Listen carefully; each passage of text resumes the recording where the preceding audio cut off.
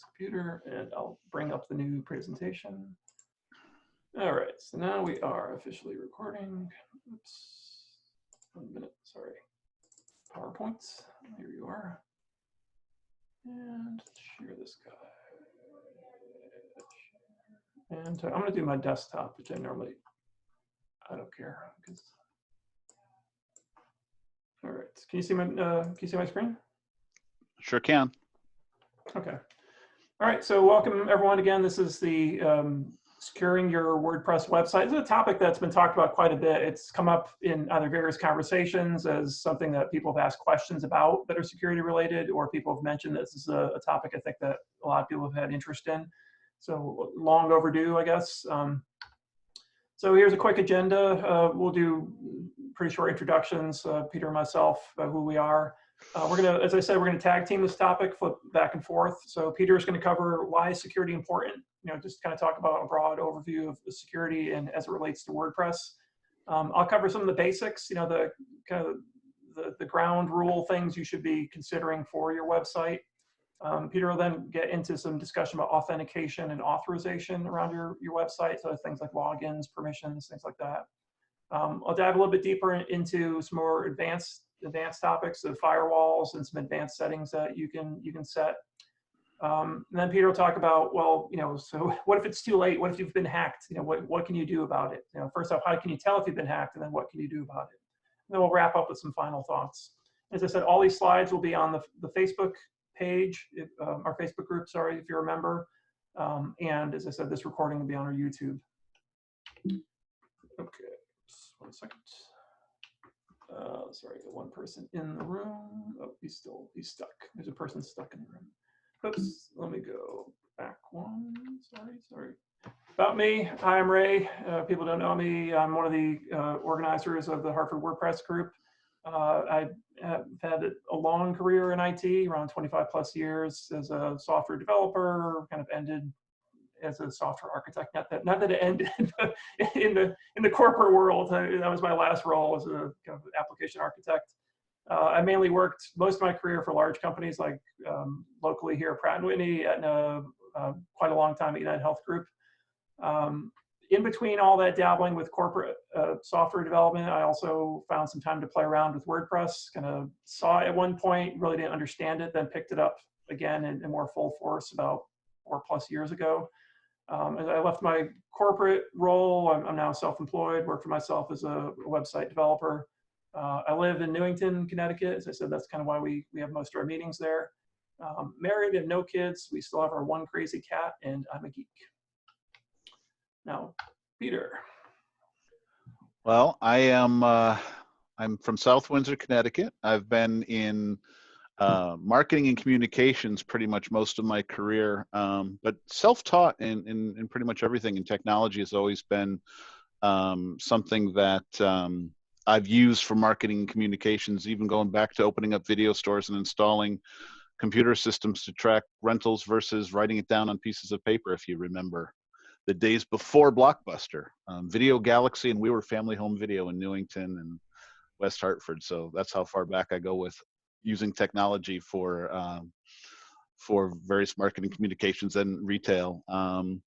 So yeah, I've been using WordPress. I used to use a tool called Cold Fusion, and moved to WordPress when somebody I hired said, "Why aren't we using WordPress?" And I said, "Show me," and never looked back. I'm in South Windsor with my wife and 2 children. My son has moved to Tallinn, and my daughter is still upstairs. So, Literally. Yeah, literally, right now. Ain't nobody going anywhere. Yep. All right, this is all your part in the beginning here. Okay, so one of the first questions that are asked. Oh, and before I start, there's something that's kind of really topical. In case anybody gets this, is both my wife received an email, and I've seen that a number of people have gotten another kind of email who are WordPress admins, which are the threatening emails using talking about how they're going to ruin your life because they know all about you, they have your passwords and things like that. I'm curious if anybody here has received something like that. It's security related, but it has to do with the breaches from years ago. Is anyone lucky enough to get any of these emails? We So got here's the one a long time ago. Yeah, a long time yeah ago. yeah. So it'll start off with, you know, like your name, and then show you a password that you may recognize. Yeah. A password. Yeah. Right. It's scary. And it gets pretty scary because they talk about how, you know, pay them in Bitcoin, or you're going to, you know, your life and reputation will be ruined forever, for all kinds of various nasty reasons. Ignore them. Other than the fact that it's proof about the whole password issue, and why changing passwords and keeping them, you know, strong and secure are important. And it's one of the key things, even what we're talking about tonight. So just want to let you know that, because I know it was hitting admins of WordPress sites. So one of the first questions that people always say is, "Oh, WordPress, it's not secure. Why would you use WordPress? It's terrible. It's so insecure." And WordPress is secure if users follow best practices, which is, I think, something we're going to, you know, which is definitely something we're talking about tonight. One of the things going for WordPress is that being open source, and even that makes people get nervous. So that it just means there's the code is out there for review by lots of people. It's one of the benefits of open source code. So WordPress is updated, and the WordPress plugins that are being reviewed more often than pretty much any other software. And if you start getting into like the proprietary and, you know, software, you don't even necessarily know how things are being managed.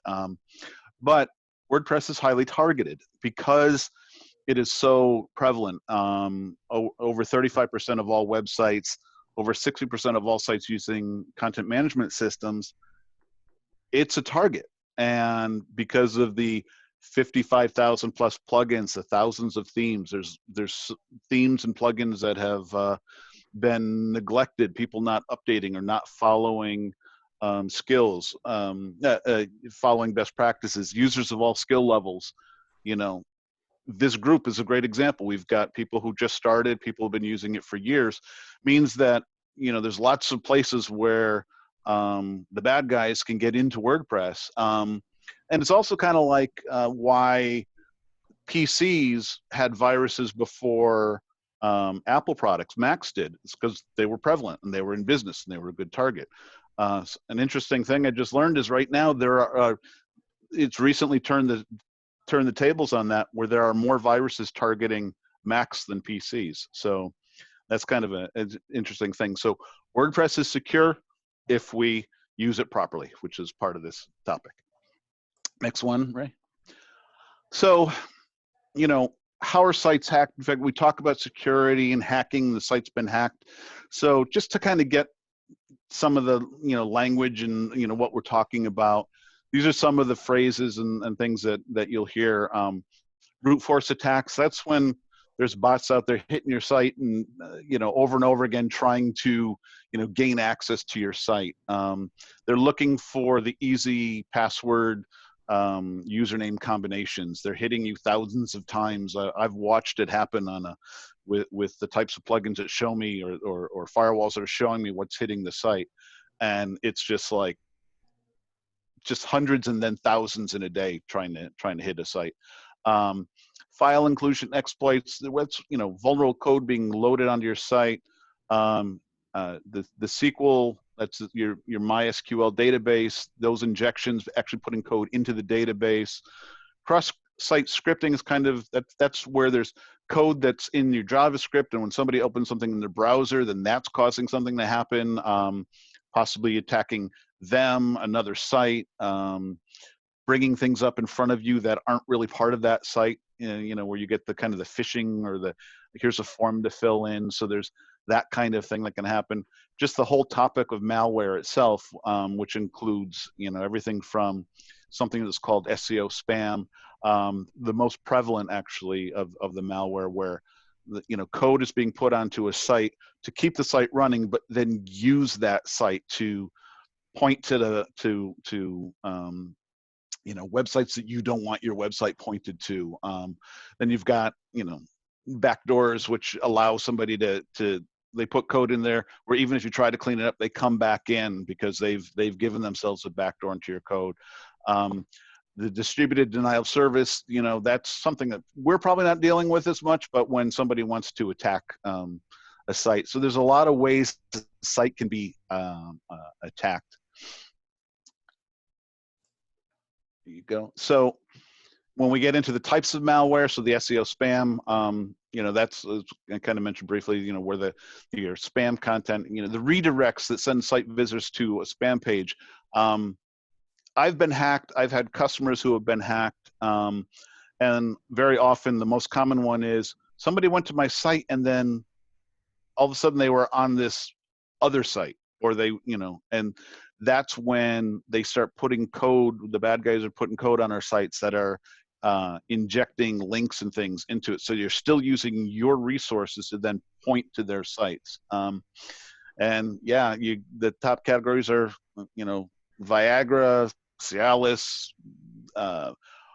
what's top, replica watches and pornography. Yeah, the backdoors and web shells, the easy access, hack tools, again, more things where once somebody gets into your site and then they plant this, they infect into the site so they can have more control over it. Phishing code that can actually be put on your site where, you know, again, where the form pops up and you think you're filling out one thing and it's going to their site. Mailers are kind of interesting where they're using code gets put on your site and then it uses your website's resources to send out thousands and thousands of spam emails. So, and this can have, you know, affect not only performance, but on things like getting blacklisted, which we'll talk about. Defacements, that's especially targeted usually, like whether it's political or religion or, you know, hot topics where somebody is trying to attack a specific site. And e-commerce, credit card stealers, that happens, but actually happens less because most, you know, for the most part, WordPress users are often using a payment gateway, so that we're not even keeping, and it's best practice to actually not keep a lot of, you know, you don't keep the credit card information on your site. You let the banks do that. So, you know, Square or so. Let's move on to, you know, kind of like this is just a quick thing to say. The code looks bad when you look behind the scenes and you can see it.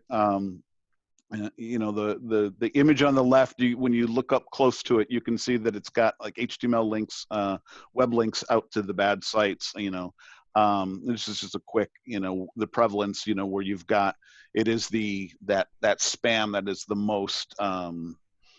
most prevalent of the attacks that happen to us. Next slide, Ray. So why is this important? May seem obvious, but you know, it's serious damage to potentially business revenue and our reputation. Your site starts pointing people to things that they don't want to see. Your reputation is hit. You can be considered not a good player, and it's not your fault. Data theft does happen, of course. Just simply losing your site and then having somebody want to ransom you for it. Those bad links, blacklisting. Once you get, you know, Google's looking for sites that have been hacked and have malware on it. You could potentially, somebody, you know, looks for you and Google's saying you don't want to go here. This is an infected site. Poor site performance. Your site may look good, but then things are happening where it's like, why is it taking forever for things to happen? It's because more than what you think is happening. And then, you know, your site ends up being an agent for spreading bad code to other places, other users. If you go to the next slide, Ray, you'll see that, you know, it's these big red boxes that say, don't go to this website is something that we want to avoid. And it's a good clue as to the fact that you have been hacked. So any questions kind of in the base of, you know, what we're talking about when we're talking about, you know, security issues with WordPress? All make sense? It's not as funny, but I actually saw an example of a hacked site last week saying that one of these big red boxes came up, and yeah, and the thing is, like I said, from a Google perspective too, yeah, once they suspect it, it's like they put you on that list and you're off. And I guess they'll wait a little while until they say that you're safe and that you're clean. So that's you're penalized, you know, of no fault of your own. Yeah, it's in the white boxes are like the SERP, right? The search engine result page that literally will say, this site may be hacked. That's in the search results. If you try to click on the link, you're getting the big red sign, and we don't want that. So Peter, what you're saying is that we should periodically go into Google and see where our sites pop up. Yeah, and This would be the only time we'd see this in Google, right? exactly. Do a search for your site, but there's something we'll talk about a little bit later with setting up Search Console if you haven't done that, and then actually Google will alert you and say we see some malware on your site that you need to take care of. And in fact, Ray was talking a little bit about this idea of cleaning it up, and you have to prove to Google that you've done something about it. Yeah, I was going to just interject and say, I think seeing it on here, it's too late. You want to be proactive. This is the reactive thing where right. You're doing the search. If you see it here, it's like you really want somebody alerting you before it even shows up here in Google's eyes. Well, it was too late for us because we had no site. Yeah. It was gone. Yeah. All right. Will you be willing to talk about your specific issue a little bit later? Sure. Okay. Yeah, I think it'd be good to hear. And again, that's the thing. There's no shame in having your site hacked. It happens to a lot of sites too. And in fact, the site that I was looking at actually wasn't even a WordPress site. It's kind of funny. It was on one of these platforms. It wasn't Squarespace, but it was on a similar hosted platform. So they get hacked too. That's the thing. Wix sites and the other ones they talk about security, but you can, those sites can still get hacked just as much as anyone else. So. Yep. Well, that maybe leads us into the first, kind of the basics. So what are the basic things to consider about securing your site? And it really does start with hosting, and as the saying goes, you get what you pay for, which doesn't necessarily mean that you need to throw tons of money to get a super secure site, but there are some things to consider. And really one of the first things to talk about is, when we say hosting, for a lot of people, what does that really mean? And there's different types of hosting. So you may hear these terms as you're shopping for hosting, or as I said, if you're currently on hosting. So really the three main types I get mentioned quite a bit are shared, virtual private servers, VPS, and then managed. So shared hosting, what that really means is that your website is running on your web hosting company. It's putting multiple sites onto the same server, and that could be a physical server, or more likely a virtual server. And you're all sharing resources, so you're isolated in a sense. I mean, you're all separate processes. You can't see their websites, but you're all basically, think about it like almost on your computer. You have all these sites that are running on that same server. So the good thing about shared hosting is it's typically the lowest cost. Most of the shared hosting plans are fairly reasonable, fairly cheap. And for low traffic sites, in terms of performance and the sharing of resources, most low traffic, like brochure type sites, they're fine. There's a lot of the shared hosting have limits in terms of number of visitors and all that. But for most smaller sites, that's generally not an issue. From a security perspective, though, where this does become an issue is on shared hosting. You're vulnerable to your neighbors. So it's the analogy of you're living in an apartment building and you don't know what your neighbor is doing next door. So hopefully you're in a good neighborhood and everyone's fine and upright citizens. But if your neighbor is doing something a little shady, that may end up affecting you and affecting your site. And one thing is limited resources. So as Peter said before, if your neighbor's site gets hacked and something starts to happen, of resources are getting eaten up, etc., that could spill over and affect your site. So that's one thing that could happen from a shared hosting perspective. A VPS, virtual private servers, that now you've moved off from, you're not in the apartment building anymore. I guess you're more in a condo. These analogies are going to fall apart in a minute, but you're kind of in a condo. So you have the virtual server dedicated just to your site. So now you've been separated in terms of resources. So that's better for more high traffic kind of sites.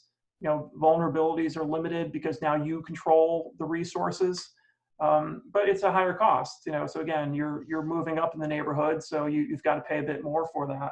And depending on how you do the VPS, there's some VPS where you may be managing the thing entirely. They may give you the keys and say, here you go, here's the server, almost bare bones in a sense of, you have to install everything onto it and maintain it. So you could have a lot of control, which is good, but it could be more complex for beginner or intermediate people to manage. Which comes into the third one, which is the gated community of my analogy here, the managed world. So managed, that means that the host is at least saying, and again, guarantee is air quotes here, that their servers are optimized for WordPress. So typically that means that they'll make sure that all the latest patches are on the servers, that you'll have the latest version of hosting, PHP, et cetera, and that they're guaranteeing at least that your site will run, it will have enough server resources dedicated to it. So the host is taking on the responsibility of maintenance and security. So these are typically the highest cost of the three.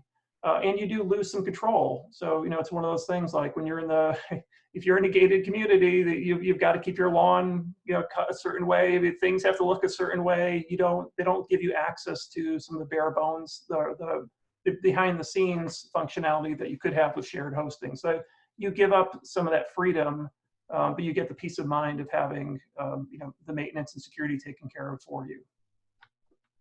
Excuse me, Ray, when you're talking about cost, how much cost are we talking about, like from comparing shared hosting to managed? It depends. So it depends on which hosting you're using. So I'll show some examples later of some companies that we recommend. I'd say shop around, because that's a thing too. I think managed hosting has come down quite a bit in cost because there's a lot more companies doing it now. And I think they're finding that more people want managed hosting. So people are willing to say, hey, I want to give up that responsibility of maintaining this myself. So I think that's created more of a competitive market for it than there was before. Hey, I have a question. When you say giving up control, you can still go in there and make changes on your pages or posting in that. You can make changes in your pages or posts, but for example, some of them you may not be able to, let's say, put in certain plugins because they conflict with the managed server. So they may say, oh no, we already have a caching plugin, so you can't put that in here. We take care of that for you.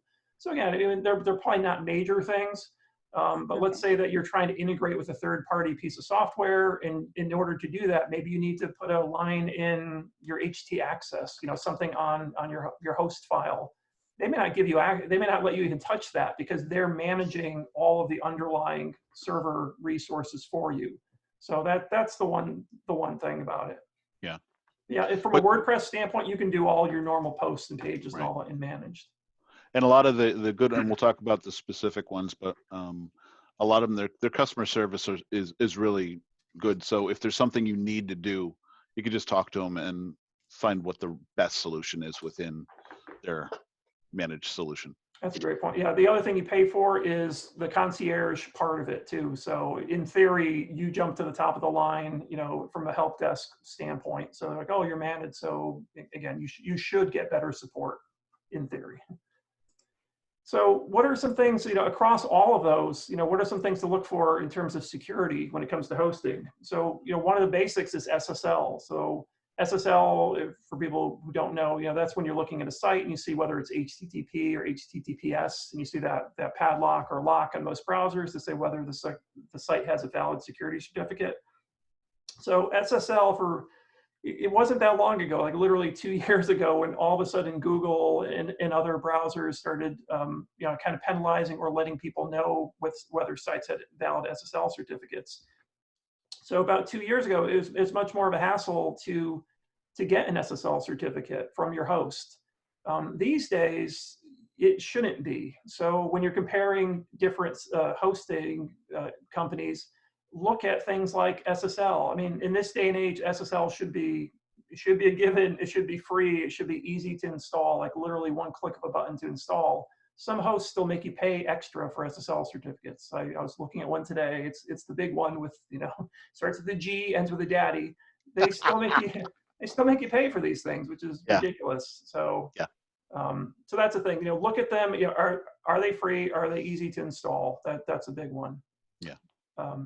Similarly, backups, again, from a hosting standpoint, you shouldn't have to pay extra to make sure your site is being backed up. Are they automated? What's the frequency of the backups? Are they easy to restore? Do you have to call a person, from the host standpoint to restore your backups? Or is it something that you can do yourself through like a back-end dashboard? Server level security is a little tough one that, you know, they're all probably going to claim to do this, but you may want to dig a little bit in to see like how much do they advertise their security. So this is something you're not going to see, but most good hosts are doing things on their end because, you know, back to the point of, as Peter was saying, it's messy and it's expensive for everybody to clean up malware. So even the host, they don't want malware on their servers, you know. So they're going to have to spend time. It can infect other sites. It could lead to outages and system downtime. So how proactive is your host in terms of, you know, looking at security issues? So that this one is kind of a tougher one to measure. You may want to just do some searches on whatever hosting company you're looking for and just see kind of how they show up from a security standpoint, see what people's reactions are for them. Updates, I'll talk quite a bit more about this later, but WordPress core updates, you know, does your host provide that for you? You know, or what kind of updates are they doing automatically for you? And then customer service, as we said, you know, it's one of those things like your car insurance too. You don't know how good your car insurance is until you actually get in an accident. You need to actually call somebody and see if they're going to pick up the phone and talk to you. So test them out. You know, if you're signing up for a host, try out little things, you know, not in a super sneaky way, but just see how long does it take them to return back a message, a chat message or an email. Because think about the worst case scenario. If you got hacked and you need their help to clean something up, most likely you're in a bit of a panic, you're in a frazzle, and you want some sort of customer service that at least is responsive and competent. So again, that one's a bit of a tough one from a judgment call, but, you know, search around a bit and try out different, or ask other people too. I mean, our Facebook group is a great place for this. Ask people their experiences if you're thinking of moving hosts, saying, hey, what do you think about this company or that company? So a couple of ones that just, and again, this list changes all the time. I have personal experience with SiteGround. I'm on them right now. I've actually moved to them. I used to be on Bluehost for a while. Bluehost was okay. I never had any problems with them from a security standpoint. I really moved to SiteGround because I was starting to move more of my clients to it, and I liked their customer service. I liked the speed and performance. I liked a lot of the features that they offered for free. And they've been growing, I think, in the WordPress space in terms of you know, providing real good customer support for WordPress. But some of these other companies are pretty well known as well too. Flywheel. So for people who attended one of our sessions, we talked about that local application. It's put out by Flywheel, and it's a free application that they gave to us. So they're very active in the WordPress community, which is another thing you want to see. I mean, again, not to keep bashing GoDaddy, but GoDaddy, yeah, they do WordPress, but they do lots of other things too. They're not an exclusive WordPress company. I mean, they were just initially a website company. You can run any type of software you want on them. And then these other two, WP Engine and Kinsta, I don't have any personal experience with them, but I think when you're moving up a step in terms of managed hosting, and Peter, I don't know if you have experience with either one of them. So I use SiteGround and Flywheel. I've considered, definitely considered both WP Engine and Kinsta. WP Engine actually purchased Flywheel. So yeah, they're part of the same organization, but they're still keeping Flywheel as a great option. And if you're talking cost, depending on, you know, what kind of traffic, $13 a month for managed hosting, right, is pretty darn good. And that'll cover most people's blog, unless you know, if you're lucky enough to have, you know, more traffic than what that covers. And by the way, if you do something where all of a sudden you get traffic, they're not going to immediately penalize you. They're nice, and they're saying, yeah, we see you're using a little bit more of your bandwidth than what we've offered. So you know, you might want to look into that. But yeah, so WP Engine and Kinsta are both, you know, of the people that I know, like, and trust on the web. We keep coming back to, you know, these are kind of the 4 most recommended when people want to feel good about, you know, a shared or a virtual private server. Then you move up to different levels, but for most users. Great. Yeah, and I just brought up again SiteGround. As I said earlier, we're not a sales promotion group, and there's other companies that are just as good as them. But I think things you want to look at are, as I said, from a security standpoint. Yeah. The SSL certificate free. You know, what kind of backups do they do?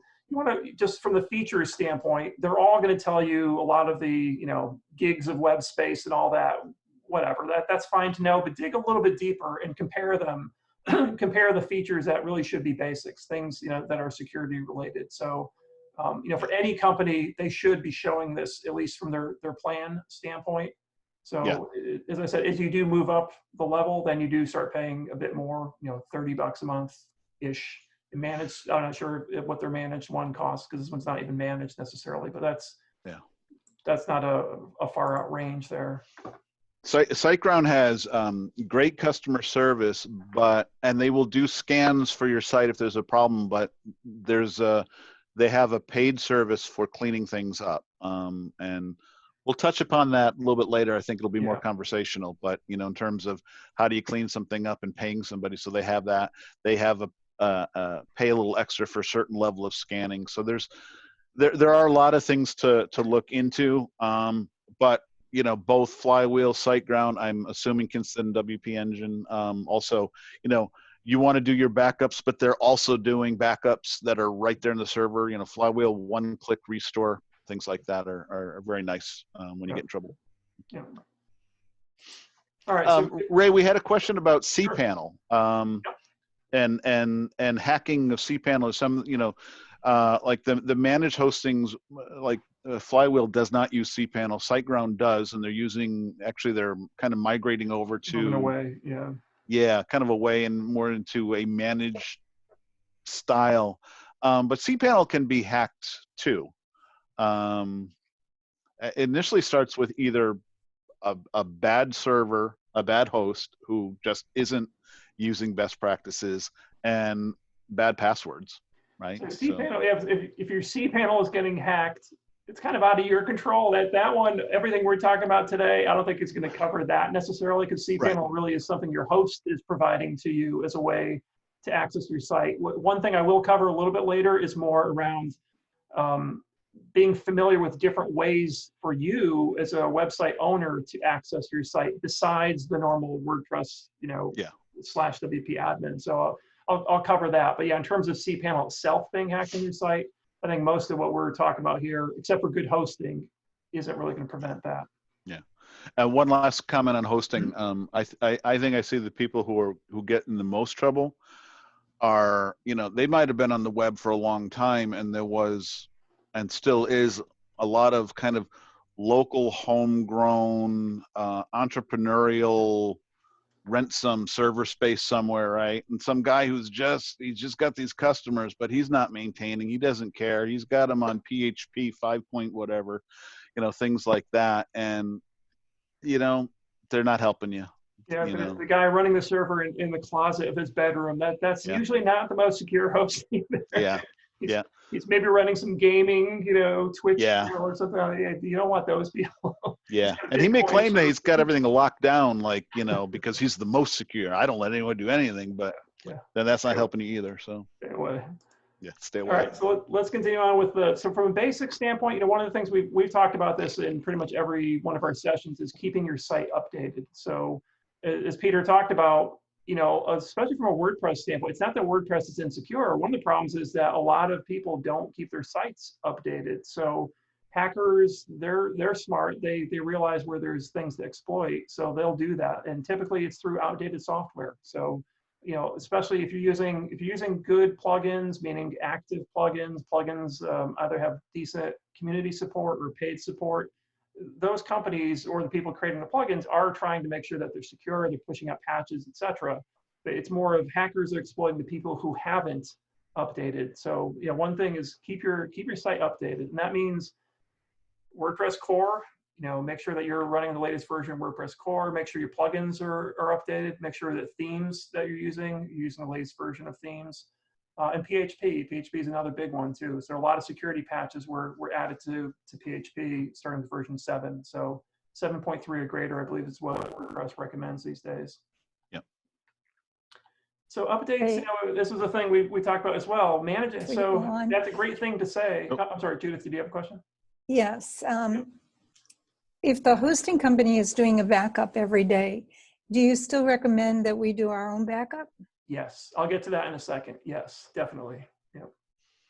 So managing updates. This is something where it's like flossing, right? You need to, but boy, sometimes you kind of, when do you do it? How do you remind yourself to do it? Well, and sometimes updates too, as much as I say yes from a security standpoint, you want to do updates. The problem is sometimes your updates can break things. So always, if possible, if you have a staging site to perform the updates on first, do that. Again, it depends on the size of what you're updating. If you're updating a theme from version 3 to version 4, yeah, you want to test that out before you do it on your live site. But sometimes point releases aren't that bad to do on a live site, as long as you have backups. But the other thing too is automate it. So in terms of managing updates, if it's left to you to manually do your updates, sorry, let someone else in the room. Here we go. If it's left to you just to remember to do it, most people forget. We have lives. We're not looking at our sites every hour. If you're a normal person, WordPress core is one of the things that your hosts, you can set that to automatically have them do WordPress core updates for you. So take advantage of that. And if you're afraid of breaking things, Peter shared this really great plugin that now I'm putting on every site that I use called WP Rollback. Wonderful plugin. So if things break, you get to, for most of them, I know it doesn't work for everything, but for most of them, you can actually roll it back to a previous version. And that includes, I think that includes the theme as well too. Doesn't I've definitely seen on the plugins. Yeah. But back to the, proactive versus reactive. The proactive way is to get notified when things are out of date. Wouldn't you love to have somebody who is watching your site constantly every hour and tells you, hey, Ray, your site is out of date. These plugins are out of date, or there's a vulnerability to this plugin. We'll talk about two pieces.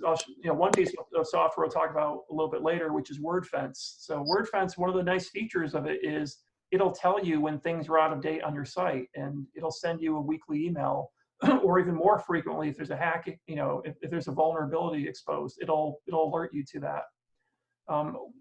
Another tool I highly recommend to people is, and I'll show it just very quickly, is Managed WP.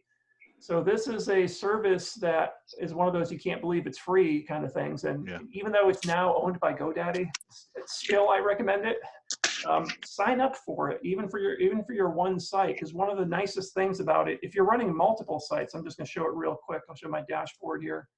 If you're managing multiple sites, this dashboard gives you a place. You have to do a little bit of setup for each site. This gives you a place to manage all your updates. So imagine our favorite Yoast SEO, which gets updated once every hour or so, it seems like. I mean, you can go in here and you can click them all and do them all, And again, there's other things you have to do before you do this. You probably want to set up backups and have all that in place, all those other caveats. But if you have all of those pieces in place, this gives you a wonderful one-stop dashboard to do all your updates. And once a week, it sends you an email and tells you, hey, Ray, these things have changed. So, go ahead and update them. So it's a nice automation thing. It's not doing the updates for you, but it's telling you that things are out of date. Is that, like, I know WordFence has a free version. Does Managed WP have a free version? Yes, it does. Yeah, the way that they work is that there's add-ons to it. So if you want to have Managed WP do like your backups for you, which I do for myself and other paid clients, they charge you like $1, $1 a month for a backup. It's very reasonable. And all you need to do for Managed WP is you have to install their worker process as a plugin on your website. And that's what communicates between your website and your Managed WP account. That's how it keeps things in sync. So Managed WP probably deserves its own 15, 20-minute kind of overview. There's a lot of cool stuff that it can do, but just for free out of the box, just that one thing of telling you that your software is out of date is a great feature. All right, let me finish up my last one, then hand it back to Peter. Just, so again, more basics, backups. So Judith was asking about, backups itself. Yeah, if your host is backing things up for you, that's a basic. That's great. But what happens if your host is out of the water? What happens if you run out of file space, etc.? What if their file system is corrupt? So one of the things is you want your backups to be automated. That's number one. Again, don't do manual backups. So in terms of automation, your host should be doing a backup for you. automated. But you also, there's plenty of other plugins, and we've recommended them before. We may have some at the bottom of the slide. Some other plugins to recommend to do backups for you, but store them in multiple locations, at least 2. So your host is one. Second, everyone can sign up for a free Dropbox account or Google Drive. You want to store it somewhere else besides on your host. So again, if there's any issues or whatever's going on, you always have access to it. And backups, my thing is, having a backup is great. Have you ever tried restoring a backup? If you haven't, don't do it when your site is down. Don't do it in the middle of the night when a client is screaming at you that their site is down. Test it before you need it. There's plenty of ways to test out backups. It depends on what your plugin is. So that's another thing. Having a backup is step 1. Knowing what to do with a backup is equally as important. And quickly, again, remove your unused inactive themes and plugins. We talked about that. If you're not using it, then you just kind of open yourself up to vulnerabilities. And as I said earlier too, about have more than one way to access your site. So a lot of people are familiar with going to whatever your site name is / WP login or WP admin. Well, if WordPress itself is hacked or something's corrupted, you're generally not going to be able to get in that way. So what do? You need a way to still access the files on your site. And so get familiar with things like secure FTP, SFTP, or cPanel. If you're still using cPanel, quite often cPanel has like File Manager and other tools on there. So again, have more than one way to actually access your site. Ray? Yep. I saw one site where they kept running backups for 8 years, and it basically filled the server, and they weren't backing up any longer. So make sure there's room on the space where you're backing up. The irony of killed by your own backups. Yeah, and most backup tools allow you to save a certain number of them, but you're right. Yeah, don't fill up your or even the cloud storage too. That's another one too. Generally, I think I have like 3 or 4 copies. It depends on the frequency of your site. If you have a lot of changes to your site, if you're blogging or e-commerce, you probably want at least daily backup, at least. Yeah. If you're a static brochure type site, every couple of days, maybe at the most. All right, let me hand it over to Peter. Back to you. Yep. One thing, Ray, I think we should also kind of tell everybody is that both of us are experts through experience, right? More than and through just figuring things out. So if there's anybody here who's got more to add from a hardcore, this is the way, feel free to chime in, because this is the topic. Security is a topic even on all the podcasts I listen to that's often kind of glossed over because it's just like, oh, it's so hard to talk about it. Just keep everything updated and hear the vulnerabilities, and I'll show you some resources later on vulnerabilities. But yeah, it's a topic that can be quite overwhelming. So that's why sticking to the basics is a really big help, because then hopefully you don't have to worry about anything else. So that's good. So we're going to talk a little bit about authentication, authorization. I'll try to go through it pretty quickly. But just in the, who can get to your site. So Ray, if you could go to the next slide for me. Yeah. So one of the things is to just simply manage your users. A lot of times people go in as an admin to their site and don't necessarily look at users, right? So on the left side of your screen and your admin, you've got a users tab, you look at it, and all of a sudden you see names that you don't recognize. You might want to look more into that. Now, if you have a blog where that you've got people who can put comments in, become subscribers, you won't necessarily recognize the names, but their role should be subscriber, not admin or editor. So if you see admins that don't belong, you have to start questioning whether somebody's gotten into your site or not, or if there's some. So take a look at who the users are, their roles, and if they're the right ones that you want to be there. Now, in terms of usernames should be hard to guess. Don't use admin. I make the mistake of I use a variation of my name, and even that is very guessable. And once you can guess on a username, then the hackers can start then working on the password. Don't use admin for the admin. It's just that's the brute force attacks that go in there. they start with admin and then they go down the list. There's published lists of the most popular passwords, and yeah, the most popular password is 123456. So if you are admin 123456, you will be hacked in 5 minutes. It's just best practices. It's so easy to do. In terms of passwords, I think right after, I meant to do it right before the call, but I didn't, and I'm curious if anyone on the call, does anyone use 1Password, a password manager? Do you, Bill? Yeah, that's, this idea of let a system manage, unhackable passwords and then have 1Password to get into all of that is very attractive to me with all the sites that I have to manage and get into. So yeah, it's important. Make brute force attacks harder. Make it harder for the bots to come into your site and keep hitting it. So there are ways of doing that. There are plugins. Some I'm showing here. Ray's going to talk about sort of a more encompassing plugin that I'll mention in a second too. But there are ways to limit login attempts. You may already be doing it. A lot of the hosts are even including it as sort of a core set of plugins to the site. Hey, 1 strike, 2 strike, 3 strike, you're locked out for a half hour. You're locked out for an hour, that type of thing. Hiding the login is a relatively simple thing. And yeah, there's a plugin. So Loginizer, the examples here, Loginizer is something that can help you with limiting the login attempts. Hiding the login, WPS hide login, instead of it being /WP-admin/login, you can call it / I'm not going to tell you what this is, and that's your login kind of thing. So it's again a way of hiding some of the ways to enter your site. Adding the reCAPTCHA security questions, right? So I am not a robot. Simple Google reCAPTCHA takes a little work, and maybe at the very end, if there's a couple minutes left, we can kind of walk through some of these plugins.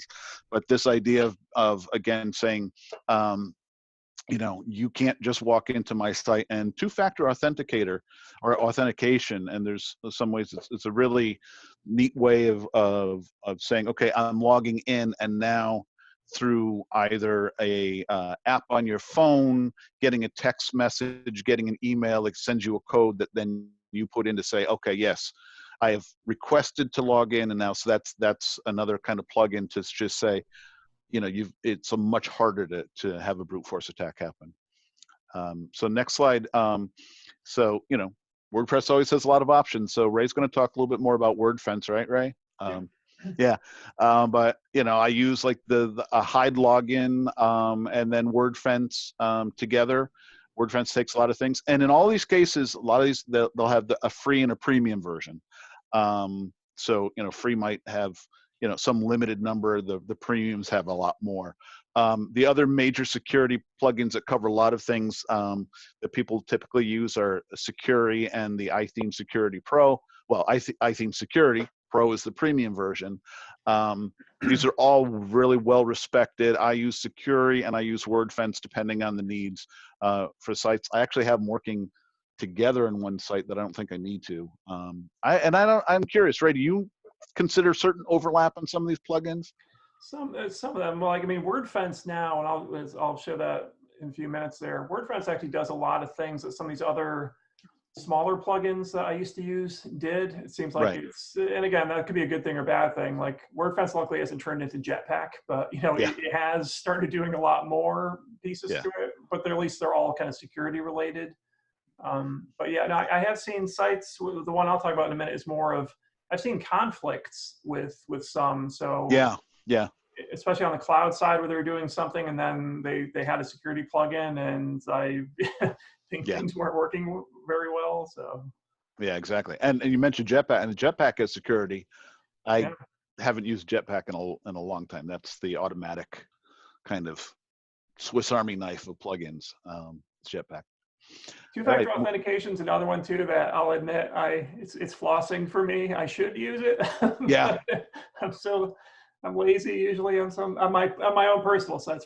Again, I'm always the person who tells my clients to do the good thing, and then for myself, I'm like, yeah. So let me show you something real, since we mentioned it. So there's there's different ways to do it, but there's a Google Authenticator app. And, you know, if I put this up there, I just open up the app, and because when I set up an authenticator, there it is. You code something right at the beginning, and clocks are synced. So then when you go to log in, it says, what's your code? And you open up your phone, you open up the authenticator, and you enter the code. If you don't enter that code, because everything's synced, you won't get in. I like the texting two-factor authenticators, but to do that, you need a Twilio account, which I have, which basically somebody has to pay for the text messaging, or at least manage that. But yeah, there's a lot of neat options for things like two-factor authentication. Our next slide is back to me. Back to you.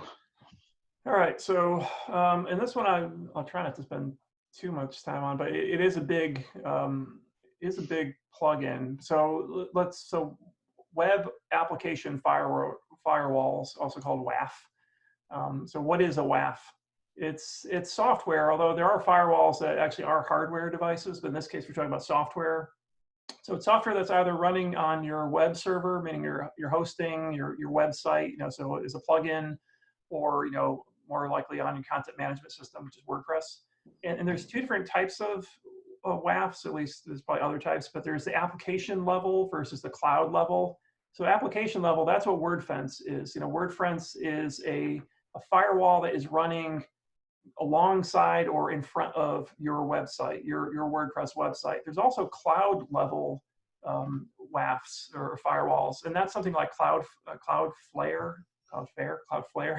which is something that happens. It's set up outside of your website, and there's advantages and disadvantages to them. And in fact, having them work together is the ideal. There's a little bit more complexity I've found of getting them both to behave together properly. So it's probably more of an intermediate topic. It's not super complex, but you just have to make sure you know what you're doing. So what we'll be talking about here is more of the application level. So what does a firewall do? It filters, monitors, and blocks web traffic based on rules. And we'll talk about some of those rules in a second. So the main thing is think about filtering. You're only letting in traffic or visitors that you want to, and you're blocking ones based on some security rules. So it does protect your site against certain security attacks. So Peter mentioned a bunch of different types of attacks early on. So some of them are harder, like as I said, like a DDoS attack, you know, so distributed denial of service. If you have a ton of servers all hitting your website, trying to deny it, you know, to take it down, basically, that's harder for, you know, software that's running on your website to be able to block all of those things. That's generally where a cloud level firewall is better, because the cloud level can at least prevent it from ever getting to your server. So some of these, when it's running at application level, because it's already on your server, it's almost a little bit too late for those types of attacks. And this doesn't necessarily help you with the situation we talked about with shared hosting, where if your neighbor next door, their apartment's on fire, this may not help you with that, because if all the resources on the server are taken down, you know, there's nothing that a WAF can do to really stop that. But the cool thing about these is that they learn over time, and you can change the rules. I'll show you an example on my own website of rules I've added over time. And WordFence, which is the big one we'll be discussing, they're always updating it. They're always pushing out new rules. So that's another nice thing here too. You don't have to be a security expert, because these tools are really staying up to date. So WordFence, this is probably, there's other ones out there too. WordFence is the one that I use. It has really huge support system. It's free.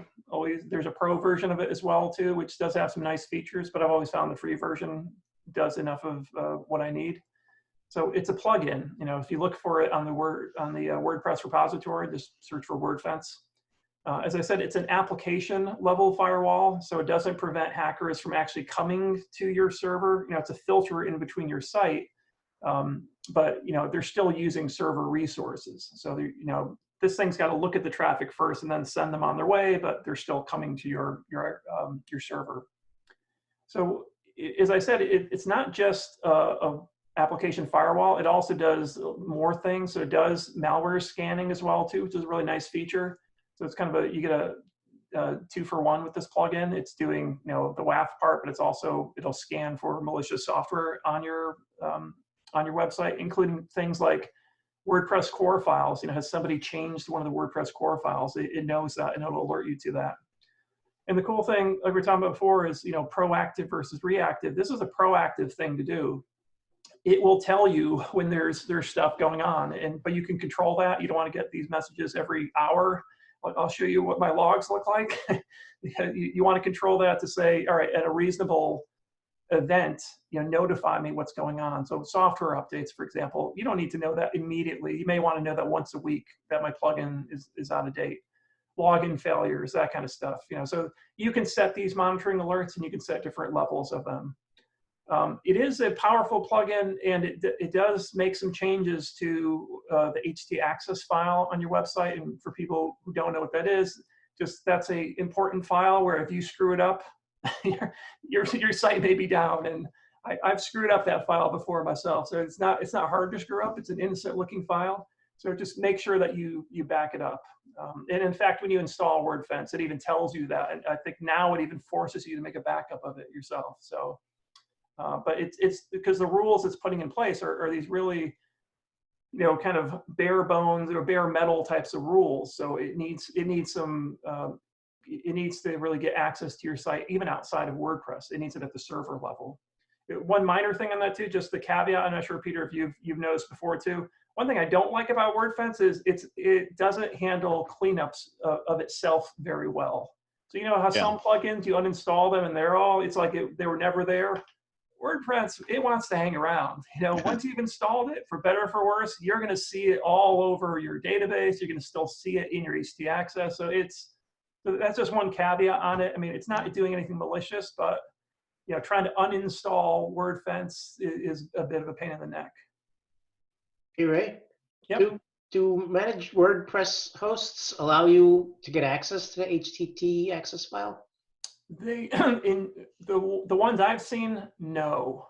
So Right. in those cases, though, I've installed WordFence. So like I'm thinking like GoDaddy, for example. So a managed WordPress site on GoDaddy that I worked on before. I'm trying to think if they had WordFence or they might have iThemes security, which I believe also I assume would need access to htaccess.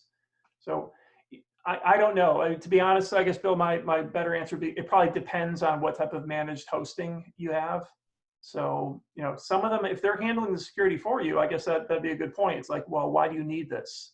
But I think there's other things in this that you probably still you may still want to use even outside of the application firewall piece.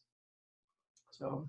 Yeah, like Flywheel specifically says, in their help is really helpful. Do you support htaccess files? No, we do not. It says Flywheel runs the nginx, and do we pronounce that? I don't know. Web server, yeah.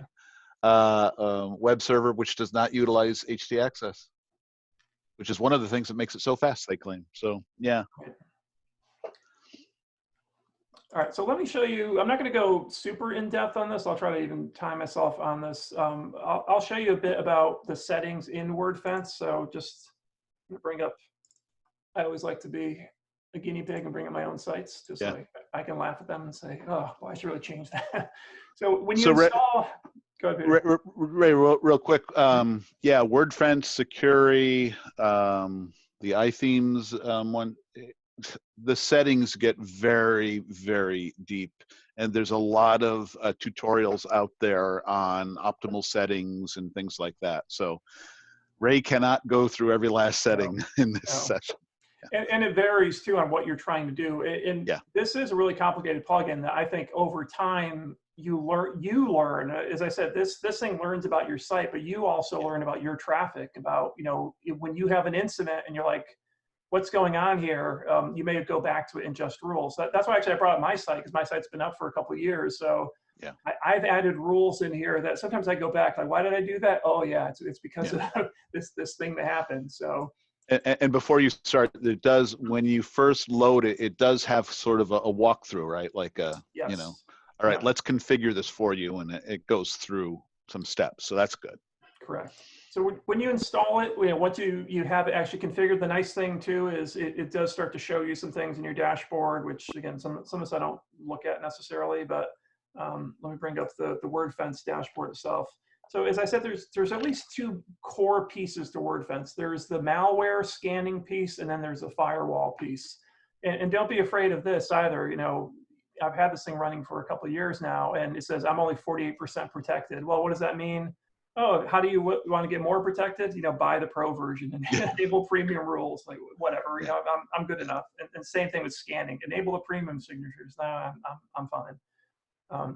So behind the scenes, what it's doing is it is doing malware scans. I'm not sure what the frequency is. I believe you can change that. I'm not going to talk so much about the malware part of it, at least in this demo, to show you some of the settings. I'll talk more about the firewall part of it. So let me just bring up firewalls to show you what a firewall is. So as I said, it's a set of rules. So most of the rules in here, let me see. Let's look at, where is it, blocking, I think. So some of these rules are ones that I put in. So this is a list of rules I've added, because in the past, WordFence, actually, the free version used to let you block by country code. They got rid of that. So that's one of the things where you'd have to be at a premium level to be able to block traffic by country code. There's a workaround though, which is you can put in things like, if the bot or whoever is searching against your site happens to have a host name that ends in the country code, you can block it that way. So I've blocked different countries because I don't think I'm going to get much business from Turkey or Brazil or whatever. So don't come to my site. So I've blocked those as much as I can. They can still get around those, depending on what the bots are or the people. But that's just an example of how you can add your own rules into here. In addition, you can add filtering. I don't know if I have any in here anymore. You can block specific IP addresses. I found that tends to be more of a whack-a-mole kind of thing. Like you think you're blocking this person who's coming to your site, they can easily get another IP address. They can use a VPN and go to your site another way. So that one's really tough to try to block people, a specific IP address.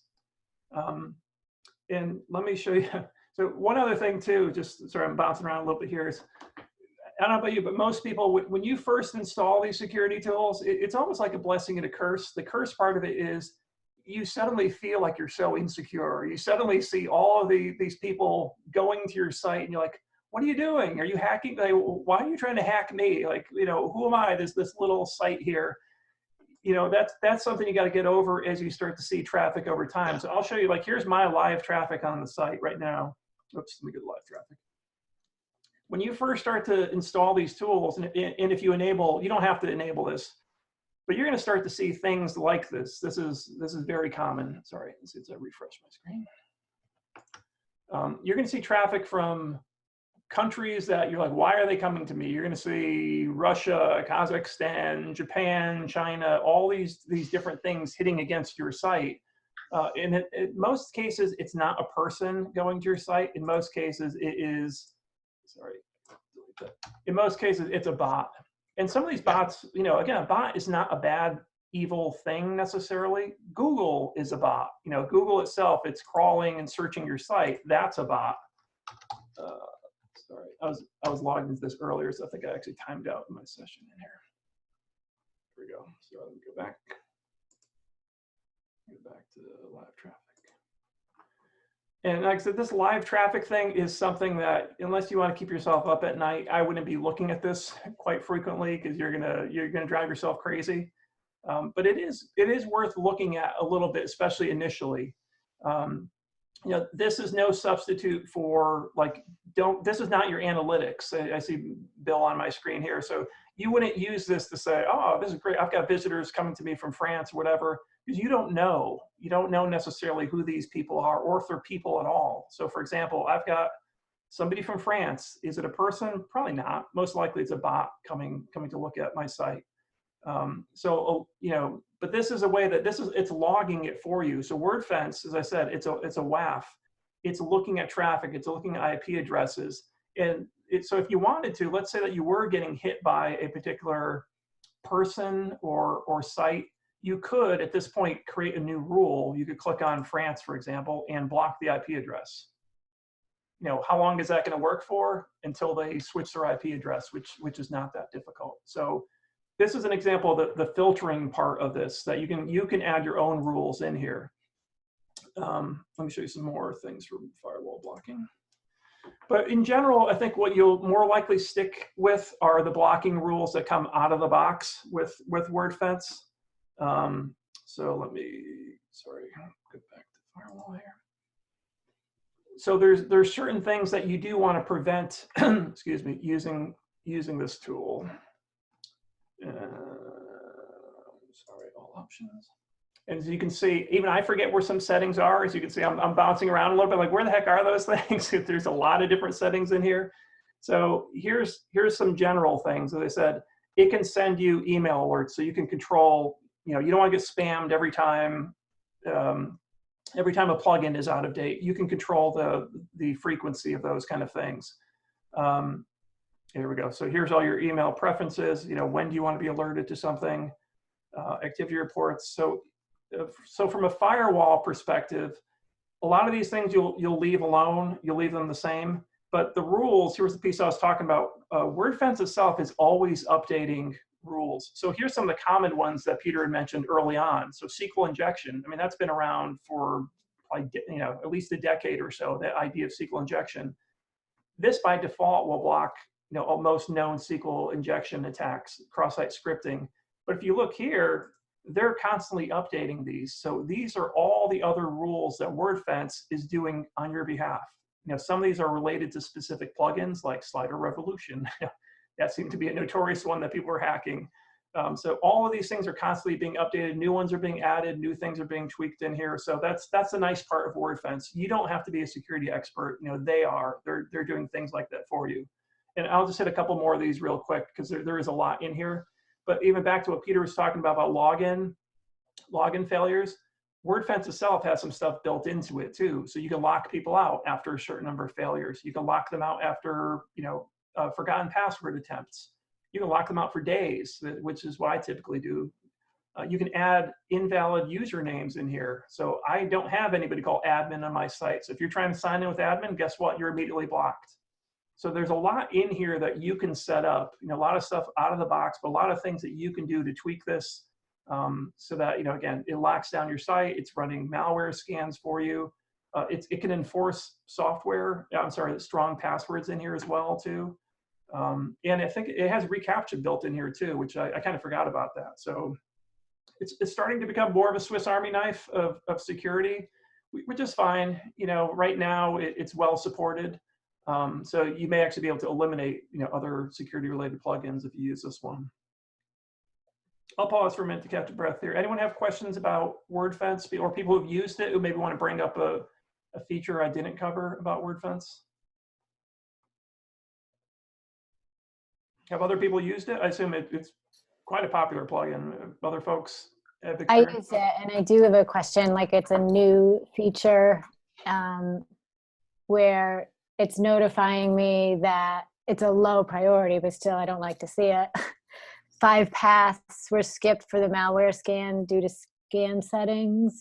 Like, it's alerting it as an issue that's low priority, but basically it's saying it's not scanning certain. Is it telling you why it's not scanning? Because like I've had some where I've skipped things on, or it's given me a warning and I've been able to click at that and say, oh yeah, that's something that I did. Like I was mucking around with something, so I bypassed it. Oh yeah, I just clicked more, which I probably didn't think to. It is telling me the paths it didn't scan. And those might be ones that, I don't know if you added those in specifically or. Like no, one of them is like public HTML. Wouldn't that be a main folder?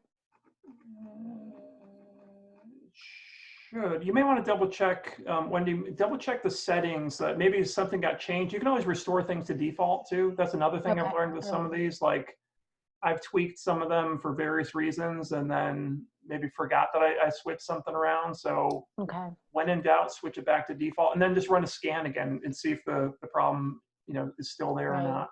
That's a good idea. But Okay. that is one thing with a lot of these tools too. It's funny, like sometimes when you first install them, you get all this information, but it's like, is that really is that really an issue or not? Or it's just something you've never noticed before. So don't panic with some of these. All right, sorry, let me flip back to Peter, back to our slide. So that's WordFence. Like I said, it's fairly easy to install. Lots of options in it. These other ones I'll touch on just like literally in a minute. As I said, WordFence isn't the only thing that you can do to htaccess. You can put your own rules in htaccess or wp-config.php. Be careful, you can break your site very easily. Yeah. Sometimes it's not bad to break your site to learn how to fix it, but sometimes it's not a good thing. Yeah. SSL certificates, we touched upon this earlier. That's these days it's an expectation, I think, for most people visiting a site, and again, between a ranking standpoint, et cetera. So make sure you install SSL. And SSL, it doesn't mean your site is secure. I've heard clients and other people say that. It's really just securing the data between the browser to your website. Yeah. Your site can be hacked, still, or something can be screwed up in your site. It's only doing that browser to website connection, not everything else. Right. These others are a little more hardcore, but if you're so inclined, you can change your default file permissions, especially WordPress. A lot of things, or on your host, a lot of files themselves, they're Unix files, they'll have read-write permissions. If you're really paranoid, you can switch some things to read-only. Be careful, again. You may switch something to read-only that a plugin expects to be read-write. Some of these other ones, blocking scripts from running in certain locations, WordFence does that for you. So plugins make it a lot easier to do that. Disable editing of theme and plugin files. This one isn't just a security thing. This is sometimes protecting people from themselves.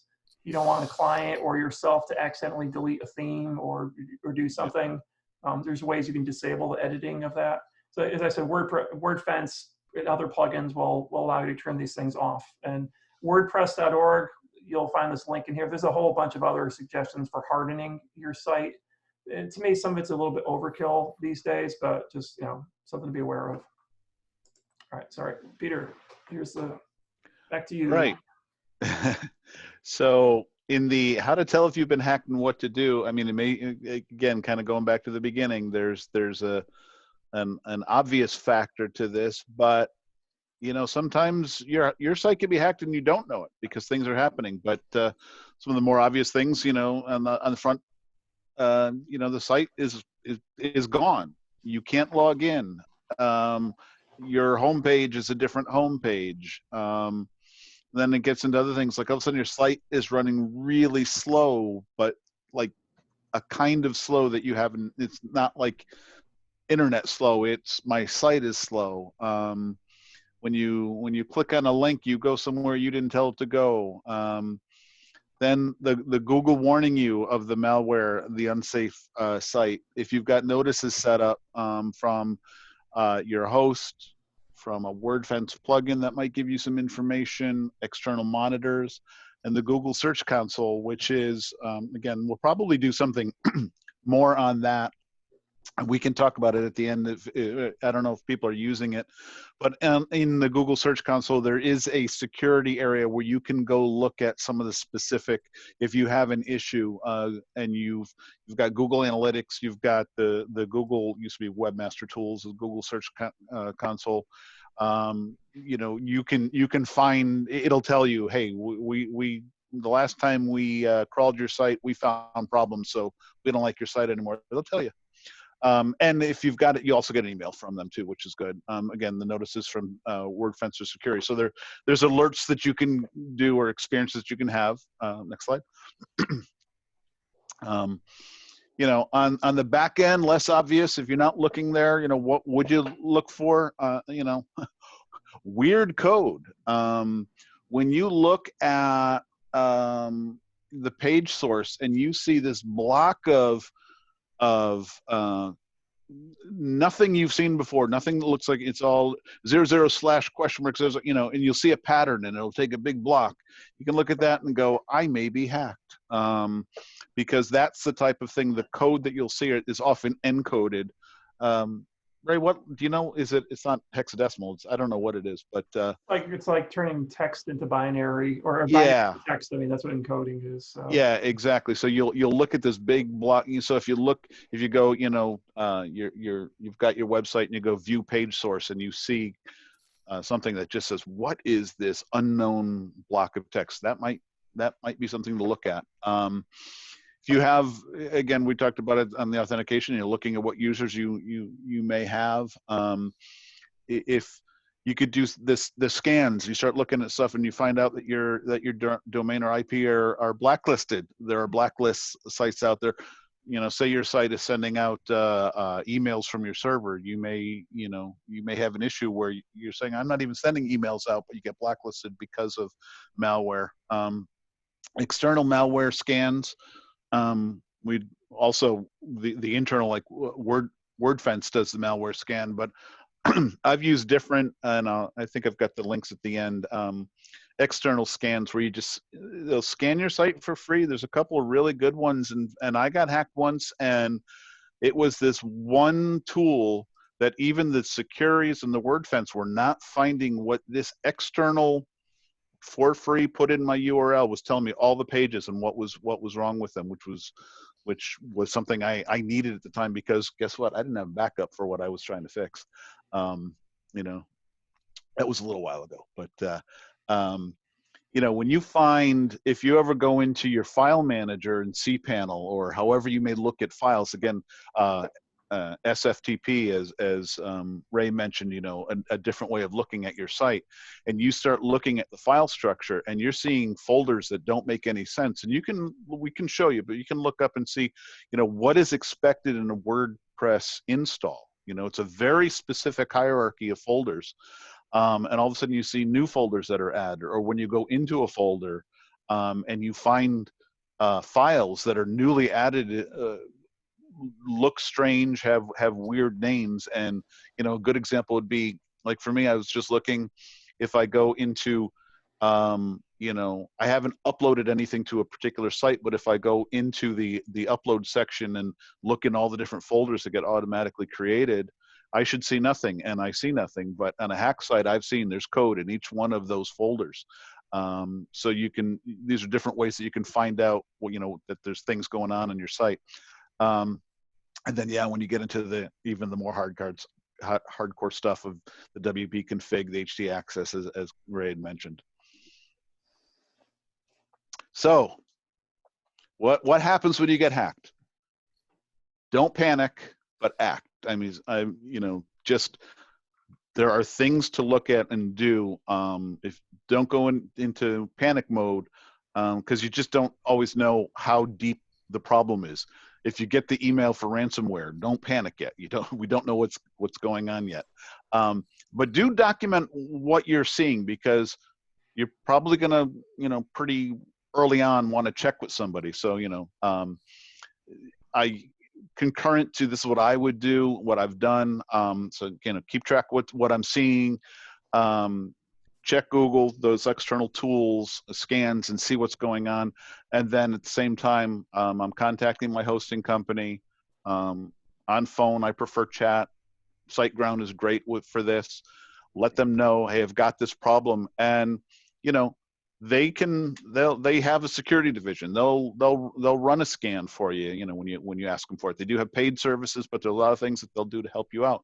But they also may know of an issue, or they might say, it does happen where they're saying, we've got a server farm that got hit. We're fixing that. So that there are things that you may find out about them, that what they're doing is already, in the works.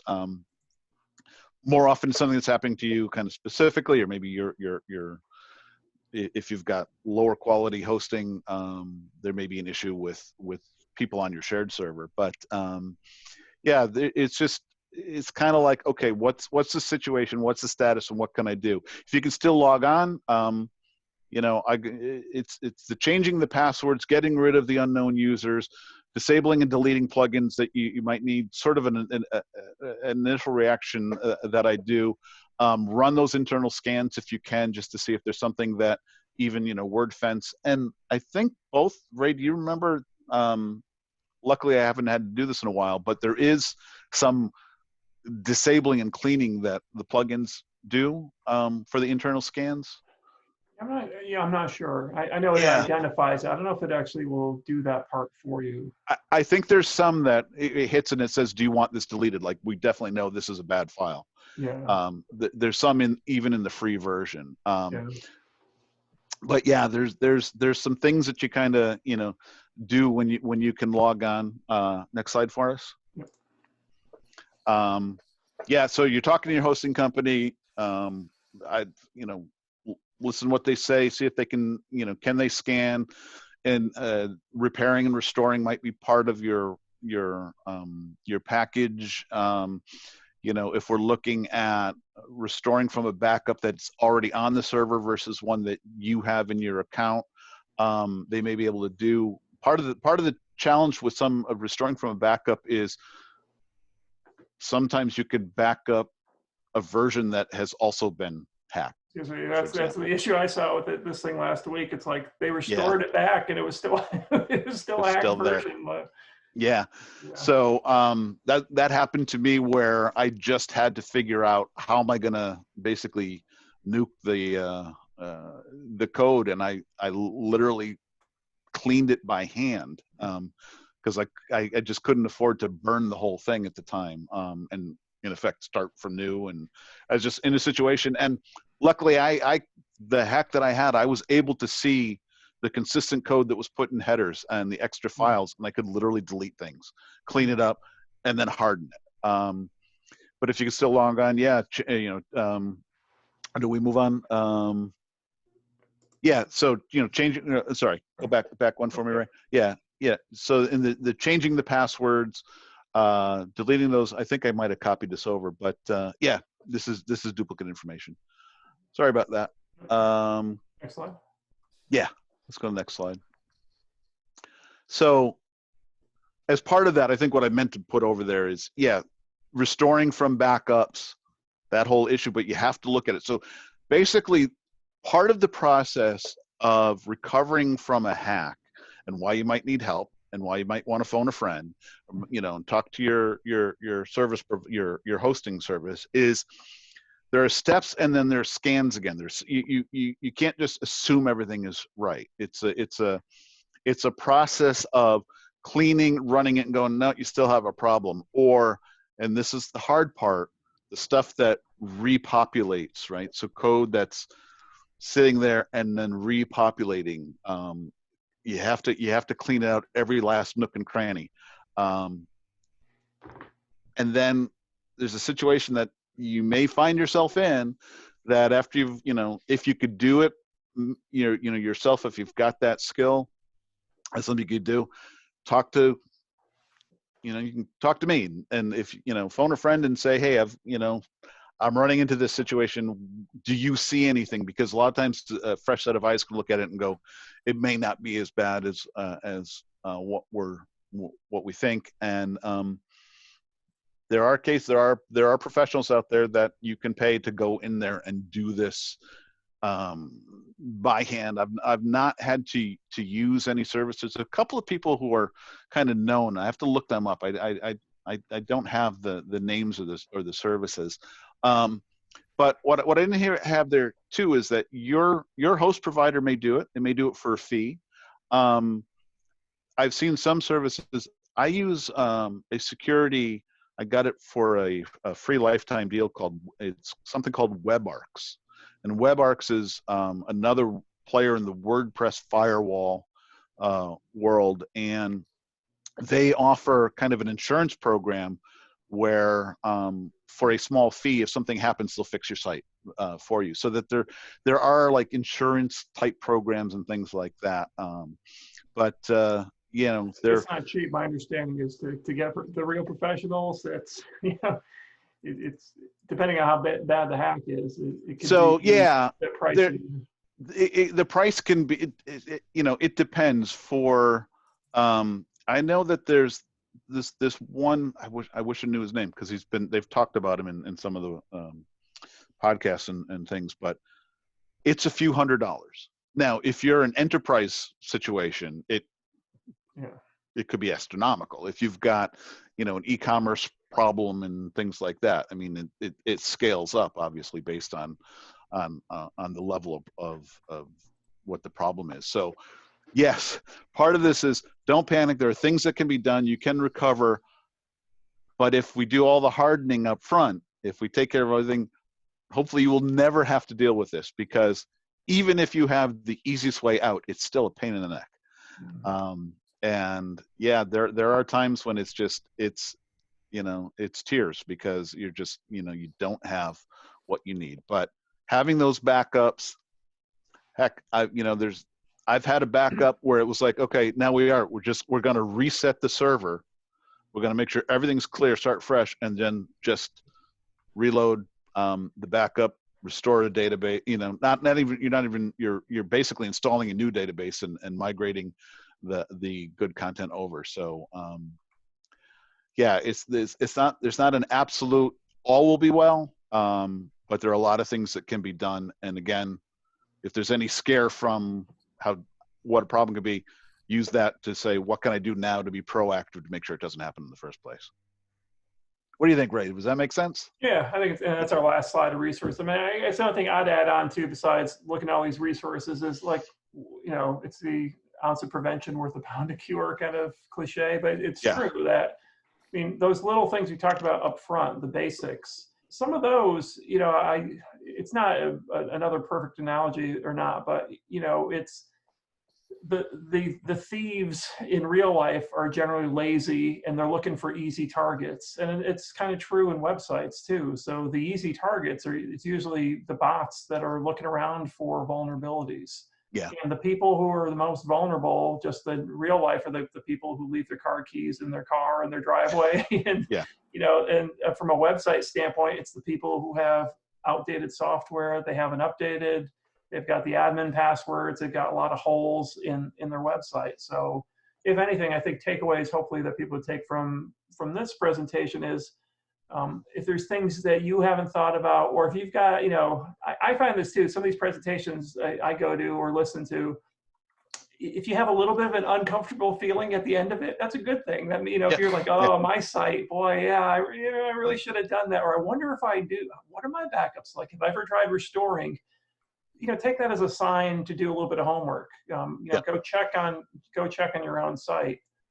So it's spend a little bit of time up front, hardening as much as you can, and hopefully that's time that's well worth it. Because as Peter was saying, I think the consequences of this are a real headache that nobody wants to deal with. So you know, any investment you can do to prevent it, I think is gonna be well worth it in the end.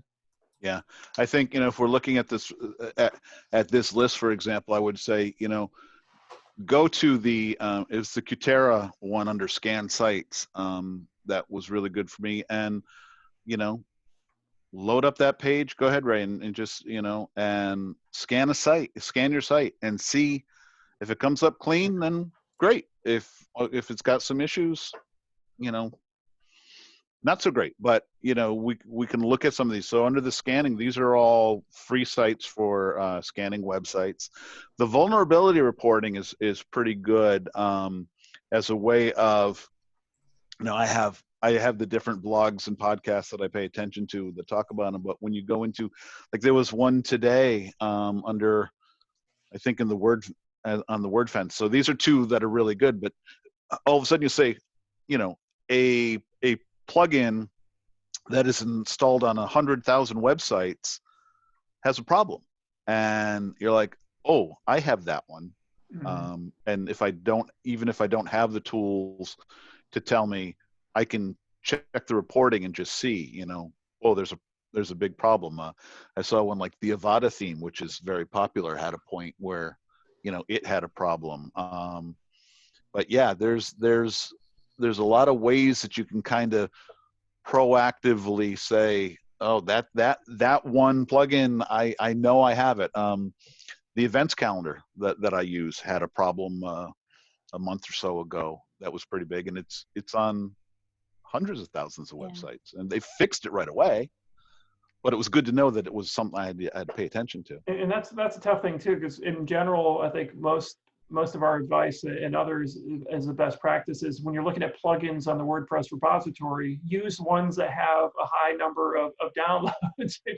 In general is a good, good thing, but that also does mean that some of those, from a hacker's standpoint, they know that those plugins are heavily used. I mean, if you look at that WordFence thing I showed earlier, the Revolution slider, it had a ton of patches on there for WordFence. It doesn't mean that it's a badly designed plugin. I mean, I have my own issues with it for other reasons, but it's just one that, especially that one, I think got published a lot on like the Envato theme market, or with a lot of free themes or themes that people bought off of Code Canyon, etc. So it's hackers are looking for they're looking for things that are popular. So that's something that they can exploit. So hopefully this was useful to everyone. You got some tips. Like I said, we'll send out the links to the slides, and we'll put that in the Facebook group. Like I said, we'll publish the recording of this to the YouTube channel. It'll be our first thing on the YouTube channel. Any other questions? I know I haven't really been, sorry, it was a little tough to follow the chat. Is there anything that we've missed in the chat in terms of questions from anyone or everyone? I have a quick thing. Sure. Yeah. You had mentioned the Google Search Console. Yeah. That should be checked. Could you say something about that? Yep. So, Ray, are you able to go? Do you mind taking a look since you've got the screen? So, I've got the link under here. It was under the first right there. Master tools. Yeah.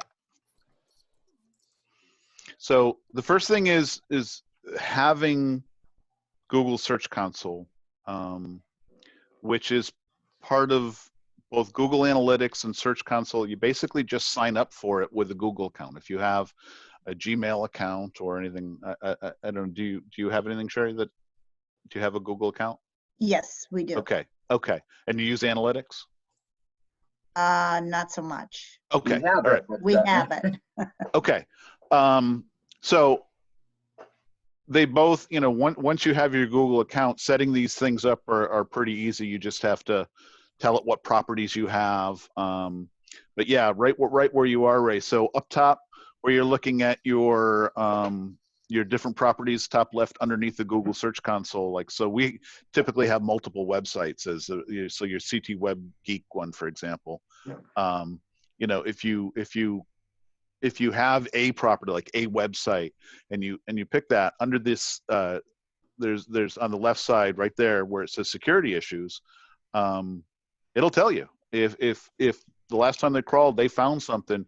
You'll get notices that says we think there's malware, we know that there's malware on a particular page, you have to go fix it. And then if you went to that URL try to do a search through Google or even through Chrome, you could get that bright red box that says don't go here. But the Search Console is a great way to manage this. And when you have it set up, you'll get an email from them basically saying, yeah, we found malware on your site and you need to fix it, and then you need to tell us when you fixed it. Yeah, because the other thing with Search Console is it's in general used for things like from an SEO perspective. If they find any issues on your site, let's say, broken link, not really broken links, but any more SEO related things. And when you fix those, they're like, okay, we'll recrawl your site and see if the issue's fixed. But yeah, also I never used it. I know it's in here. I've fortunately never had a report come to me from this on security things too. But yeah, it's a good thing to know too.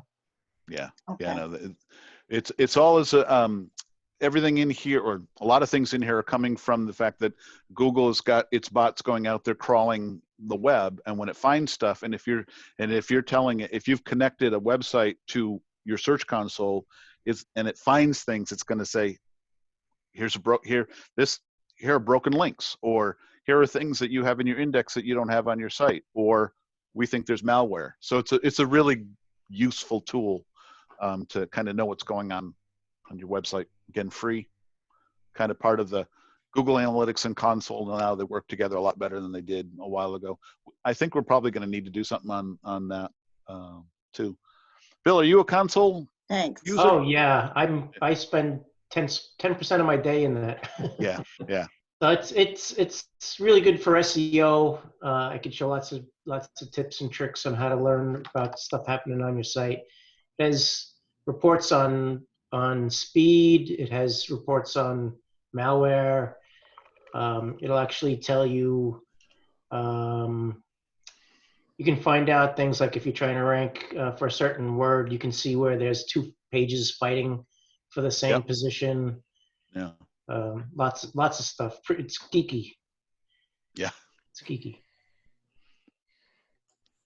How about any other questions about security stuff? How about Judith? You had mentioned before, if you don't mind sharing, did you have a site of yours that was hacked previously? Yeah. Yep. It started about 3 weeks ago. We got an email to our treasurer of our association asking her to send money to this individual in North Carolina and I forget what it was for, but something to do with our website. And it was signed by our president of the association. Fortunately, our treasurer looked at it and it wasn't exactly our president's email address. So she contacted me and I said, no, don't do it. This is a phishing thing, or, a way of getting money. So we notified our hosting company to ask what we could do with all of the emails that are on our website and how to protect them, which didn't really give us any help at all at that point, other than putting up the reCAPTCHA. Then I kept getting notices from members saying, every time I go into the site, a contest, congratulations, you won this contest. And that kept popping up, and it never popped up for me. Yeah. But, after 4 or 5 people start sending you an email and saying, I don't like this. We had our hosting company scan our site. There was a malware, and they ensured us that it was gone. And then last week, another member said, how come our site is down? And we had no site left at all. It was gone. That's Yikes. awesome. So yeah, it took the hosting company about a whole day to get it going. And they did put WordFence on.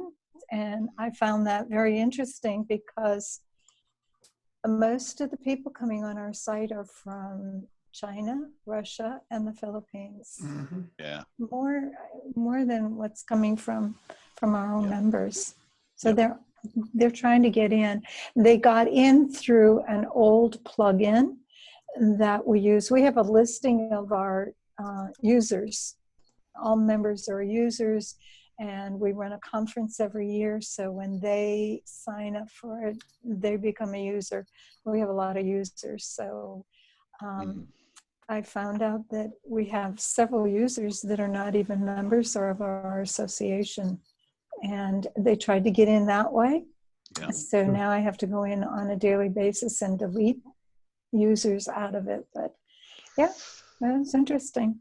So we will be paying the extra every month for them to maintain it, because it was stressful for me because I don't know what to do. Yeah. And you can go in and talk about the codes, but all the codes look the same to me. So I need somebody that I can call and say, here's the problem, let's get it fixed. And right now the association is willing to pay somebody to do that. Yeah. So it was interesting. I was like, that's a really good point about the old plugin. Mm-hmm. And it's a simple plugin that allowed me to create Excel spreadsheets of the users according to the category that those users are there for, whether they're a customer purchasing for the conference, or whether they're a member, or even a business partner. So I was able to fine tune my Excel spreadsheet and keep track of who everybody was in a category. And so I can't do that anymore. So I'm going to have to figure out another way of getting these users off the website. You can embed a Google form on the site, and the people filling that out will get populated to a Google Sheet. Oh, all right. Well, how about if I go through and find out exactly what I need, and then I'll come back Yeah, onto sure. Yeah.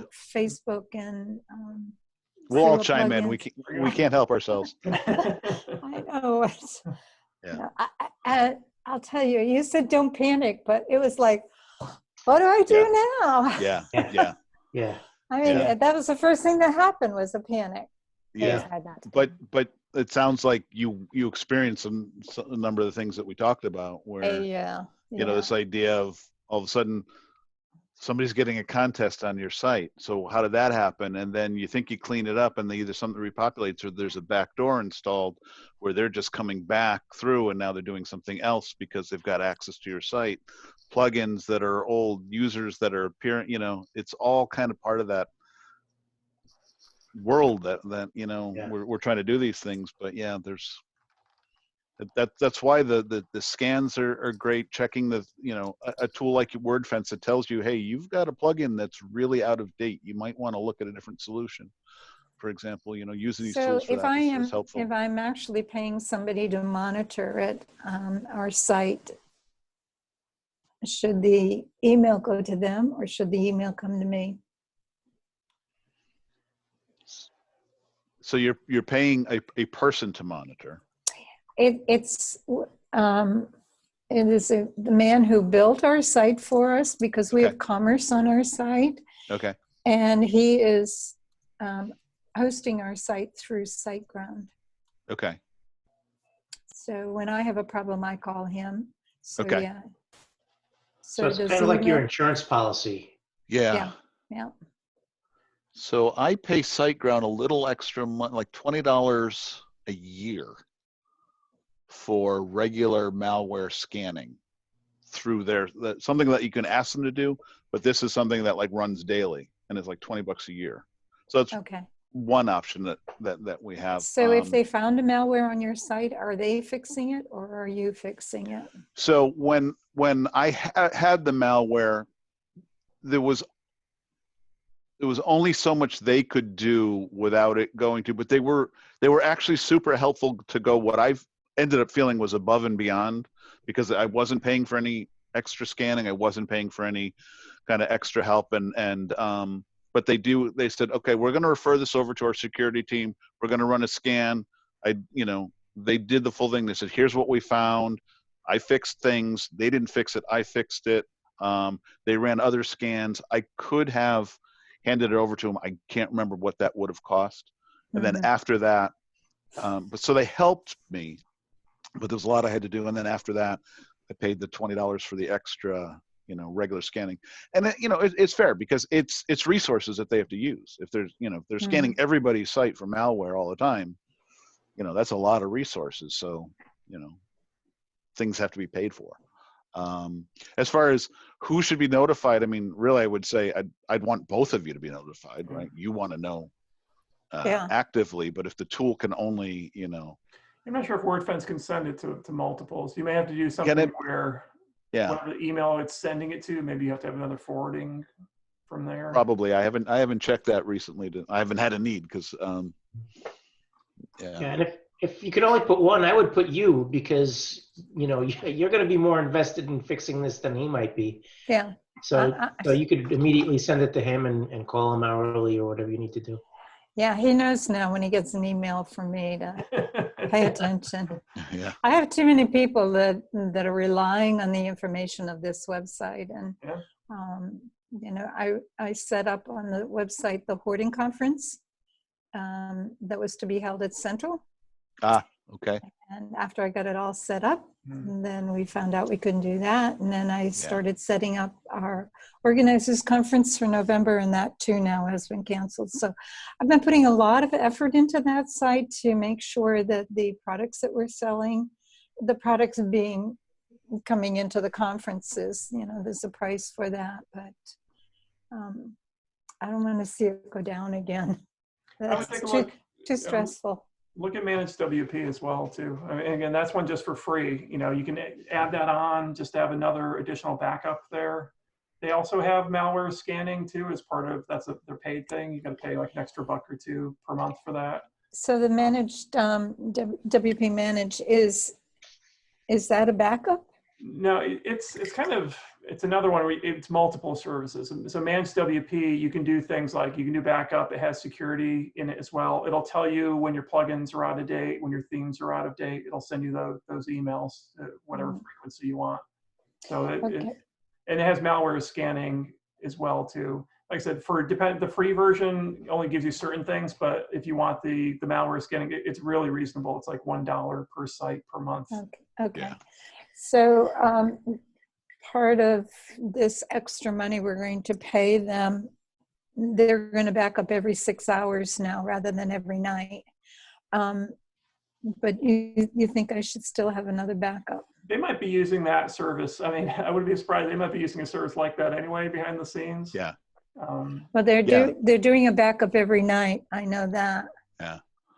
Yeah. So, If you go to your website and look under plugins, and if you see WP worker. the worker, Managed WP worker plugin, or if they use main WP, so there's 3. Typically, there's actually 4 because now there's GoDaddy has Hub. one too. There's Infinity, main WP, and Managed WP are the tools used to do. And so it's service providers like Ray and I who might, I've got 20 sites on Managed WP that I can look at right now. I'm not paying for any extra services. I was going to take a quick look to see what those additional services are, but that's how they make their money. It's like, well, okay, if it's $1 a site times 20 sites for that service plus this and that, you can end up, but it's still, if I'm then passing that on to a customer, it's inexpensive for me. I'm not doing it because I don't do a lot with care programs, but that's like a lot of the WordPress support people have care programs to say, don't worry about it, we've got it. But then they're putting tools on top of things to help them manage, a lot of sites that way. Yeah. It might be worth it. I mean, again, it's belt and suspenders kind of thing of, even though someone else says they're doing it, there's really no harm. I mean, if you're running too many, I don't know, I guess if you're running, to Bill's point, if you're running all these backups and you were storing them all on the host server, then you could probably run into a problem. But if they're all doing cloud backups, you won't be affecting anything on your site. I can put a plugin for a backup, right? Mm-hmm. And it'll send it to Dropbox or somewhere. Correct. Yeah. So you have SiteGround. So SiteGround does a daily backup automatically. Now you're getting the extra backup that may be happening somewhere. Plugins could do more backup. So there's a lot of, SiteGround does not stop you from putting your own backup software, backup plugin. I use Backup Buddy. It's the one that I've used that in the past. Yeah. So how easy is it to restore it? The Backup Buddy? Yeah. Simple. I find simple? It. Right. Yeah, I actually find the other plugins a lot more difficult. Because that's where I went to Managed WP. It's sort of like your hosting backup where you're backing it up to their cloud thing and you right click and you restore and it does it all for you. Yeah, I for a while there, one of the backup ones I was using was, I forget, it was Duplicator or something, where it was creating a separate SQL file and this file and that file. Even myself, honestly, how do I restore this again? I wasn't getting it. That's why, quite honestly, with Flywheel, this idea of to say, yeah, you know what, let's just back up yesterday's, click, and just you let it do its thing. And it hasn't failed me yet. Not that I've had to do a lot of restoring from backups, but when I needed to or wanted to, or like you said, you test it, works great. So. Yeah. I want my site to be like a car. You get inside, you put the key in, and it goes. Yeah. So you'd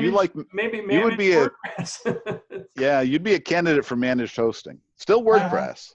Yeah. But I don't even know if it's shared or managed. I never asked. Is it on SiteGround? SiteGround, yeah. Yeah. You can tell me offline or whatever. I can Oh. I'll find out for you. You don't even have to share. I could just do a search on some of the He's gonna DNS hack stuff. it in, huh? I can look at. I can observe from a distance. So, but yeah, if you run into questions, we can do stuff. Obviously, we don't want to record this and share it on YouTube, but Yeah. you know, That's fine. but there's a lot of things in our group that we can Everything do. recorded. Yeah. Well, thank you guys. I mean, right. every time I attend one of these meetings, it's helpful. Well, Hey, if other you get one topics, thing out, that's yeah. good. I always do. I always do. As I said, always other topics. I'll have to look at the chat thing after to see if people suggest things, but we're always looking for other things. So share those also in the Facebook group or reach out to Peter and myself. Or we have plenty of things that we can talk about, but I definitely want to hear what other folks want to or are interested in. So thanks everyone for joining. Our first recorded one was a success. So, and I said, hopefully everyone got something out of this, and be safe at home and be safe on your website.